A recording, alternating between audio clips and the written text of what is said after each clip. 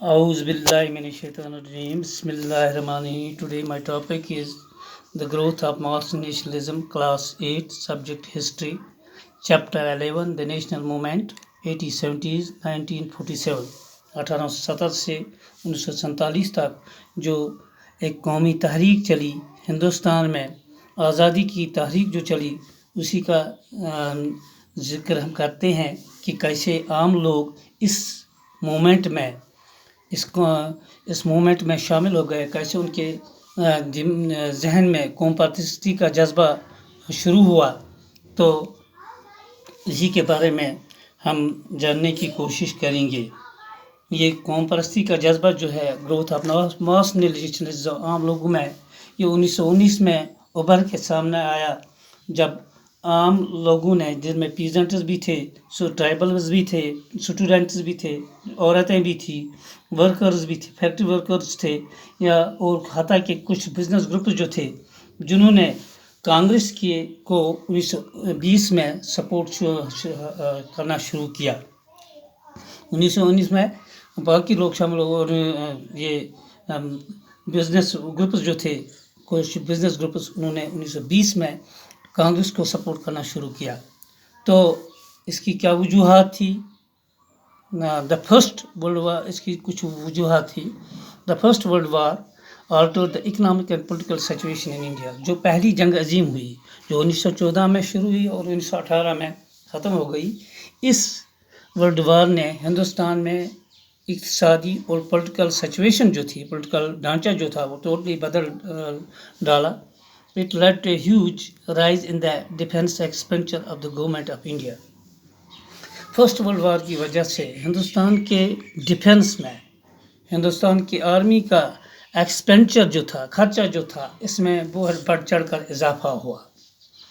The war also led the British to expand their army. Villages were pressurized to supply soldiers for an alien cause. The war also led the British to expand their army. ये जो जंग जो हो रही थी, लड़ाई जो हो रही थी, इसने अंग्रेज़ों को इस बात के लिए मजबूर किया कि उन्होंने अपनी आर्मी की तादाद बढ़ानी शुरू की। इसके लिए गाँवों को, उनके लोगों को प्रेशराइज किया कि वो इस काज के लिए सोल्जर्स सप्लाई करें, सोल्जर्स फराहम करें, लोगों को इस फौज में भर्ती होने के लिए राज़ी करें। तो नतीजा क्या निकलता है? A large number of soldiers were sent to serve abroad. जब बहुत सारे लोगों को आर्मी में भर्ती किया गया, तो इन लोगों को मुल्क से बाहर ड्यूटी देने के लिए भेजा गया, क्योंकि इस बरतानिया ने हिंदुस्तान को ही अपनी कॉलोनी नहीं बनाया था, बल्कि एशिया, अफ्रीका और लातिनी अमेरिका में भी इन्होंने बहुत सारे मुल्कों को अपनी कॉलोनी बनाया था, उन पे भी उन्होंने अपना कब्ज़ा किया था। तो जब बहुत सारे सोल्जर्स मुल्क से बाहर चले गए, बाकी कंटिनेंट्स में, बाकी मुल्कों में, many returned after the war with an understanding of the ways in which imperialist powers were exploiting the people of Asia and Africa, and it is a desire to oppose colonial rule in India. तो बहुत सारे जब वापस आ गए, तो वो ये सोच लेकर वापस आ गए कि इम्पेरियलिस्ट कंट्रीज जो हैं, ये जो साम्राज्यी कुव्वतें जो हैं, ये हिंदुस्तान के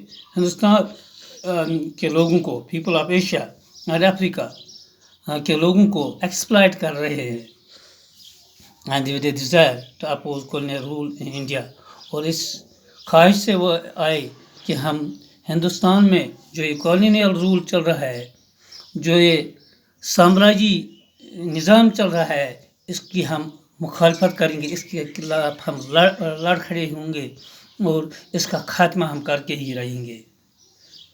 वो इससे भी लोगों में, आम लोगों में मास नेशनलिज्म का जज्बा उभर के सामने आया। In 1970 there was revolution in Asia.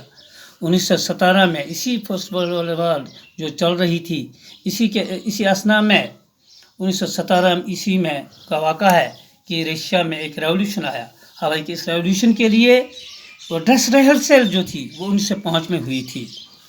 تو news about peasants and workers struggles and ideas of socialism circulated widely. وہاں سے جو خبریں آئی پیزنٹس کے متعلق،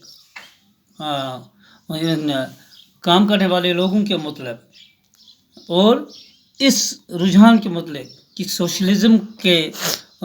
سوشلزم کی گروتھ یہاں ہو رہی ہے، سوشلزم کا نظریہ یہاں بڑھ رہا ہے. تو اس سے بھی لوگوں کے دل جو تھے، لوگوں کے ذہن جو تھے وہ بیدار ہو گئے. Inspiring Indian nationalists. تو اس سے ہندوستان کے لوگوں کے دلوں میں قوم پرستی کا جذبہ ہوا، اور اس کی وجہ سے عام لوگ جو تھے وہ اس قوم پرستی کے جذبے میں، اس موومنٹ میں جو آزادی کی موومنٹ چل رہی تھی، اس میں شامل ہو گئے. تو آج کا میرا ٹاپک جو ہے وہ یہیں پر ختم ہوتا ہے. تو دیجیے اجازت. تھینکس.